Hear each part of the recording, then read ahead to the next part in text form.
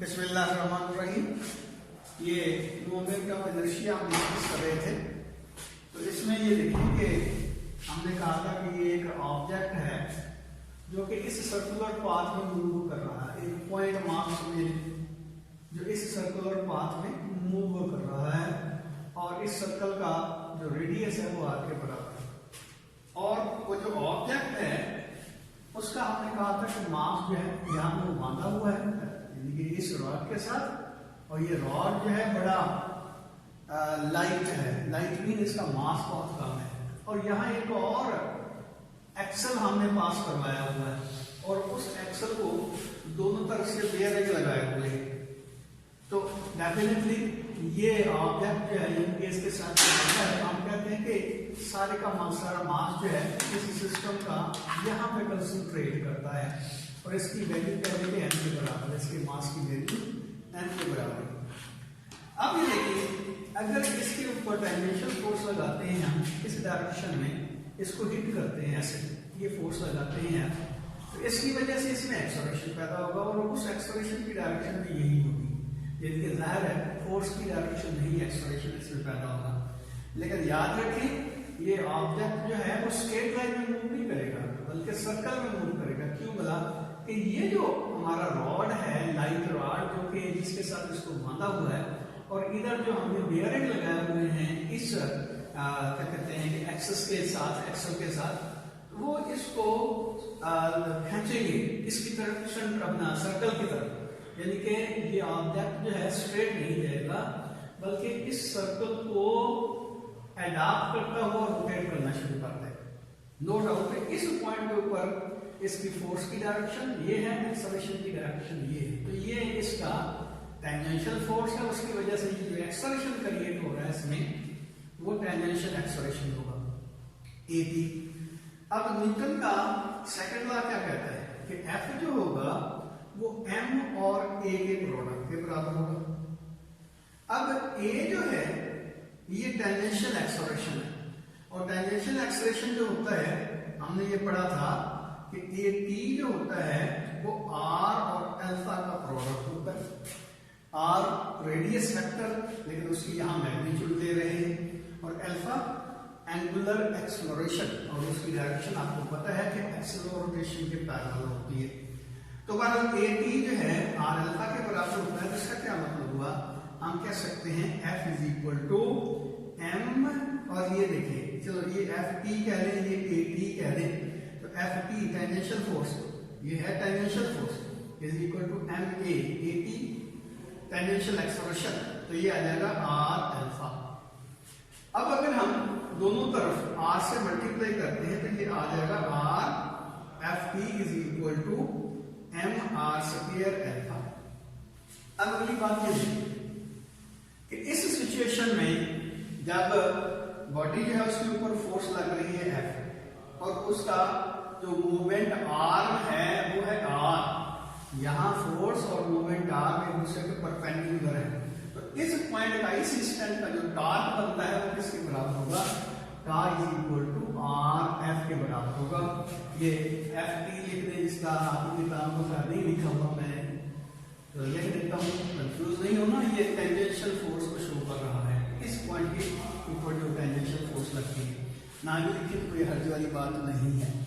तो torque is equal to R F, इसका क्या मतलब हुआ कि ये इक्वेशन हम भी लिख सकते हैं torque is equal to M R square alpha.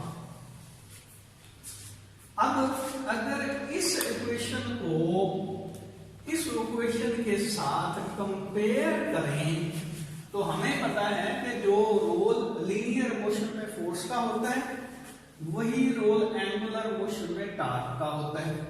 और ये है एक्सेलरेशन, लीनियर एक्सेलरेशन, ये है एंगुलर एक्सेलरेशन। ये टॉर्क एफ के कॉरस्पॉन्डिंग आ गया, अल्फा ए के कॉरस्पॉन्डिंग आ गया। इसका मतलब ये हुआ कि यहाँ m का जो रोल है वो यहाँ एम आर स्क्वायर प्ले कर रहा है। इस एम आर स्क्वायर को हम आई से अगर शो कर दें तो ये आ जाएगा tau is equal to I alpha. अब ये आई क्या है, यही आई जो है ये कहलाता है मूवमेंट ऑफ इनर्शिया, या इसको हम कहते हैं रोटेशनल इनर्शिया। क्यों बोला? उसकी वजह यह है कि इस इक्वेशन में जो mr² का रोल है वो इस इक्वेशन के मास के इक्विवेलेंट आता है, और लीनियर मोशन में जो इनर्शिया होता है वो मास के डायरेक्टली प्रोपोर्शनल होता है। इसलिए हम कहते हैं कि ये रोटेशनल मोशन में ये इनर्शिया का जो काउंटर पार्ट है, यानी कि मास का जो काउंटर पार्ट है वो mr² के इक्वल हो गया। तो इसका मतलब ये हुआ कि जो रोटेशनल इनर्शिया या मोमेंट ऑफ इनर्शिया है वो सिर्फ मास के ऊपर डिपेंड नहीं करता है, जिसका कि लीनियर इनर्शिया मास के ऊपर सिर्फ डिपेंड करता है, बल्कि ये दो चीजों के ऊपर डिपेंड करता है, एक मास के ऊपर और दूसरा एक्शन ऑफ रोटेशन से इसका डिस्टेंस बॉडी का कितना है। तो डेफिनेटली जितना डिस्टेंस इंक्रीज करते जाएंगे तो स्क्वायर टाइम ये आई की वैल्यू जो है मोमेंट ऑफ इनर्शिया की वैल्यू जो बढ़ती जाएगी। तो ये वो बातें हैं जो कल में हमने डिस्कस की थी। अब अगली बात ये है कि अगर ये तो हमने सिंगल पॉइंट लिया था, यानी पॉइंट मास लिया था, तो उसकी वजह से इसका जो मूवमेंट ऑफ इनर्शिया या रोटेशन इनर्शिया उसकी वैल्यू ये आई थी। अगर एक रिजिड बॉडी है उसको हम रोटेट करवाते हैं, फॉर एग्जांपल ये देखिए ये इस तरह की एक रिजिड बॉडी है और ये वो पॉइंट है जिस पॉइंट पे अब ये बॉडी जो है रोटेट कर सकती है इस तरह। अब जब ये रोटेट करेगी तो डेफिनेटली क्या होगा, अगर हम ये इसका ले लें इनिशियल पोजीशन जो है इस लाइन की, तो यहाँ पे इसकी पोजीशन ये बनती है। इसका मतलब ये हुआ कि यहाँ से इस पोजीशन में आने के लिए इसने जो एंगल रोटेट किया है वो थीटा के इक्वल होगा। तो ये एंगल इसने थीटा के इक्वल रोटेट किया है, तो डेफिनेटली इसका हर पॉइंट जो है, इस बॉडी का हर पॉइंट जो है उसने एंगुलर डिस्प्लेसमेंट कर थीटा जो है वो डिस्प्लेस करवाया किया है जब बॉडी ने यहाँ से लेकर यहाँ तक, यानी कि यहाँ तक इसने मूव किया है। तो अब इसका मोमेंट ऑफ इनर्शिया हमने रोटेशन इनर्शिया निकालना चाहते हैं, तो क्या करेंगे? जाहिर है इसमें बॉडी का मास जो है वो इस तरह कंसंट्रेट नहीं है एक पॉइंट के ऊपर।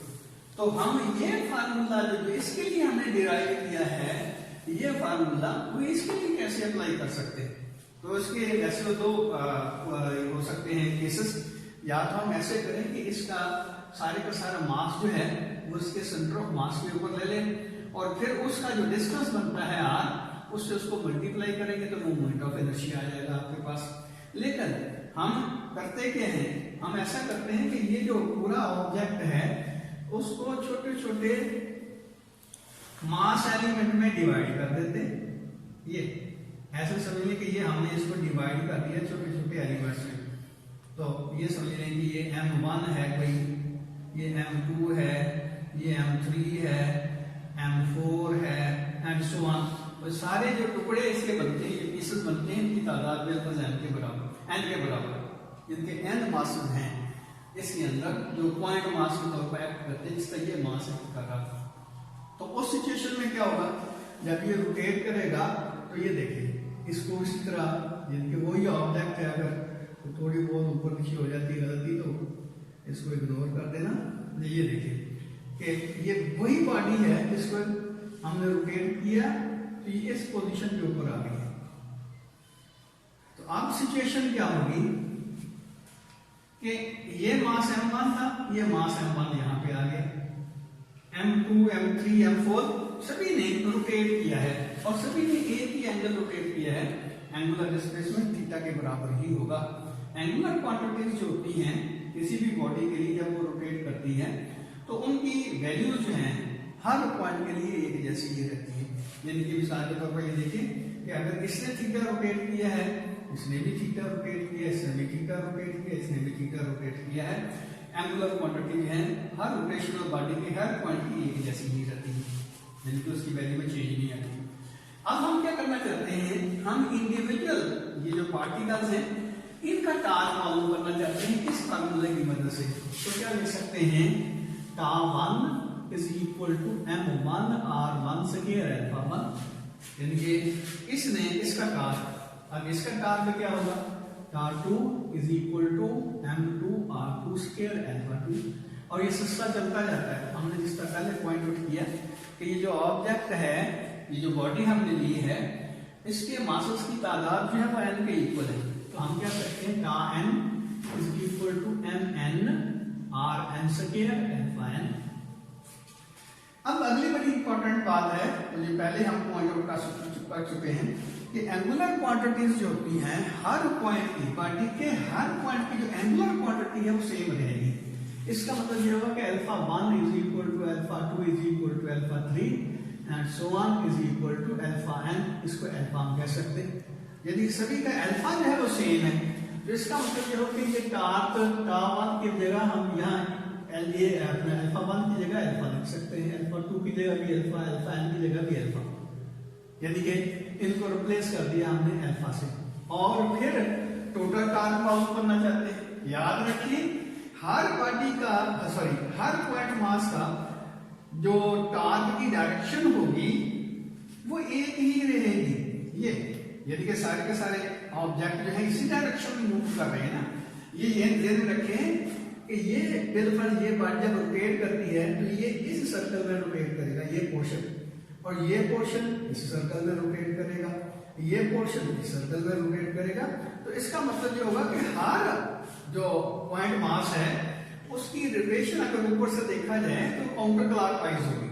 तो डेफिनेटली हर बॉडी का यानी हर पॉइंट मास का जो टार्क की वैल्यू होगी वो पॉजिटिव ही होगी। इसका मतलब यह है कि यहाँ फॉरवर्ड होगी, इधर हमारी तरफ होगी। तो इसका मतलब ये हुआ कि ये सारे के सारे वेक्टर जो है टा1, टा2, टा3 एंड सो ऑन ये एक ही डायरेक्शन में है। तो आपको पता है कि वेक्टर क्वांटिटीज जब सेम डायरेक्शन में होती हैं उनका सम सिंपल अरिथमेटिक रूल से निकाला जा सकता है। मीन उनको उनकी मैग्नीट्यूड को सिंपली आप ऐड अप कर सकते हैं। तो इसका मतलब ये हुआ कि टोटल टार्क जो होगा वो किसके बराबर होगा, टा1 प्लस टा2 प्लस टा3 प्लस टा1 प्लस टा n इक्वल होगा। अब यहां देखिए हम m r n इनको लिखते जाते हैं और इनमें ये अल्फा जो है वो एक ही बार कॉमन निकाल लेते हैं। यानी एक स्टेप जो है अगर हम कम करें तो ये आ जाएगा m1 r1 square plus m2 r2 square plus 1 plus mn rn square, और यहां से अल्फा को कॉमन निकाल लिया। अब ये देखें ये इतनी लंबी एक्सप्रेशन लिखने की बजाय हम क्या करते हैं, इसको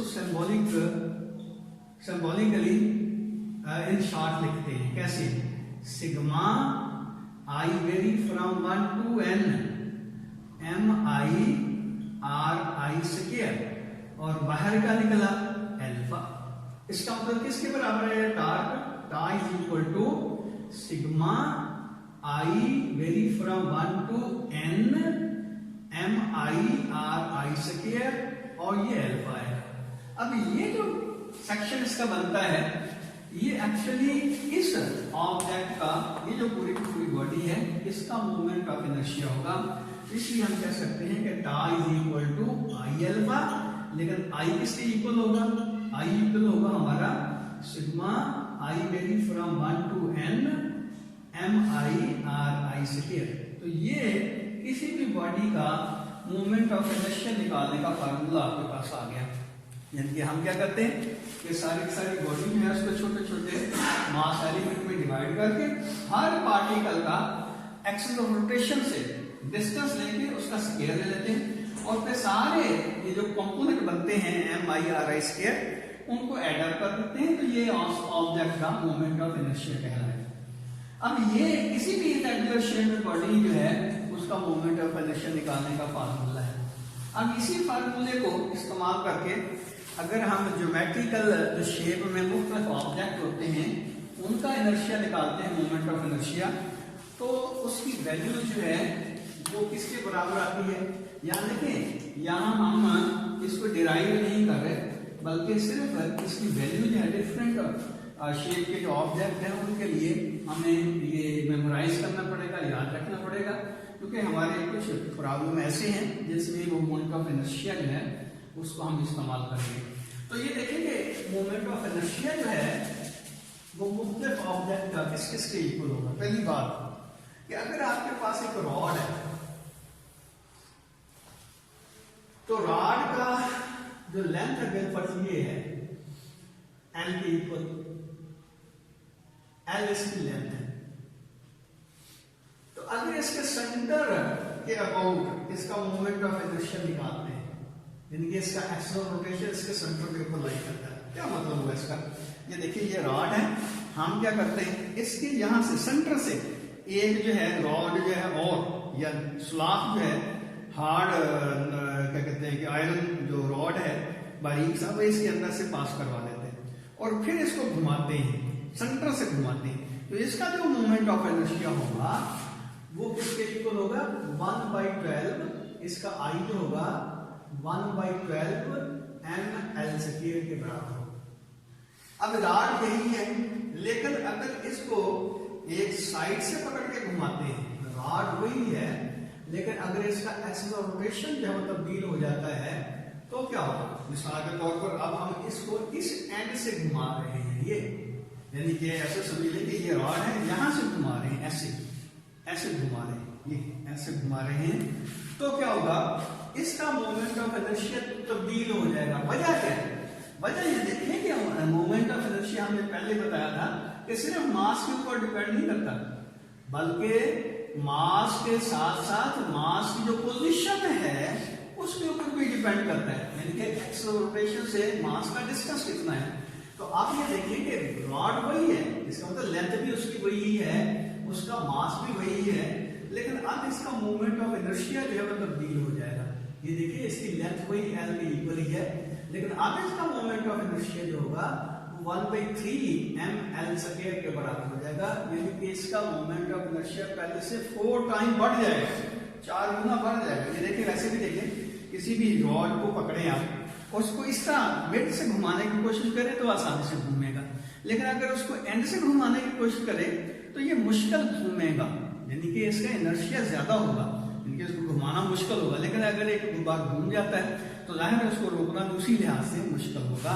तो कहना ये चाहता था कि मोमेंट ऑफ इनर्शिया जो है बढ़ जाता है अगर ये पोजीशन जो है एक्सल रोटेशन की सेंटर की बजाय हम एक एंड पे ले जाते हैं। अगली बात ये देखिए, अगर हमारे पास एक सिलेंडर है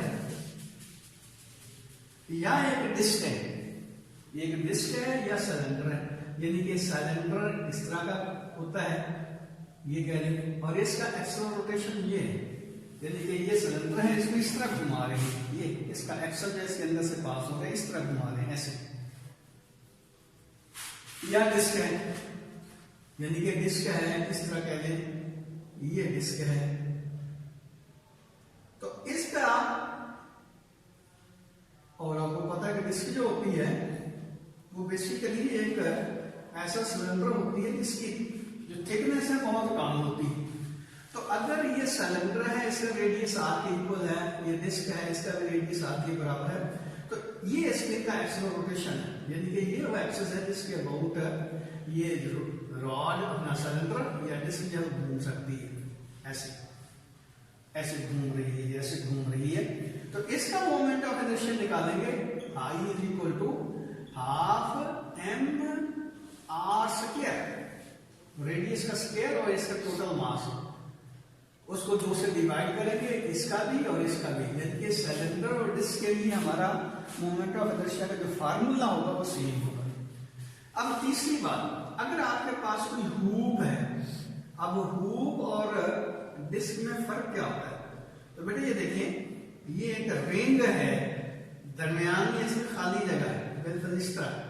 अब ये जो रिंग है, अगर इसका रेडियस जो है, ये रेडियस इसका आर के बराबर है और इसका जो मास है रिंग का वो m के इक्वल है, तो अब इसका मोमेंट ऑफ इनर्शिया मैक्सिमम होगा, I जो होगा इसका वो होगा mr², यानी कि ये जो हुक होता है, हुक जो होता है उसका मोमेंट ऑफ इनर्शिया मैक्सिमम होता है और वो mr² के इक्वल होता है। इसलिए आपने देखा होगा कि ये जो हमारे इंजन होते हैं, ये पीटर इंजन कह लें, और या जो होते हैं क्या कहते हैं कि अब तो ये वो इंजन जो बड़े बड़े हुआ करते थे क्रूड ऑयल वाले, शायद आप लोगों ने देखे ही हम, तो उसके बड़े बड़े व्हील हुआ करते थे। तो वो व्हील जो है एक्चुअली उनको मोमेंट ऑफ इनर्शिया जो है वो प्रोवाइड करते थे, ताकि जो हमारा इंजन है उसकी जो रोटेशन है वो स्टेबल हो सके।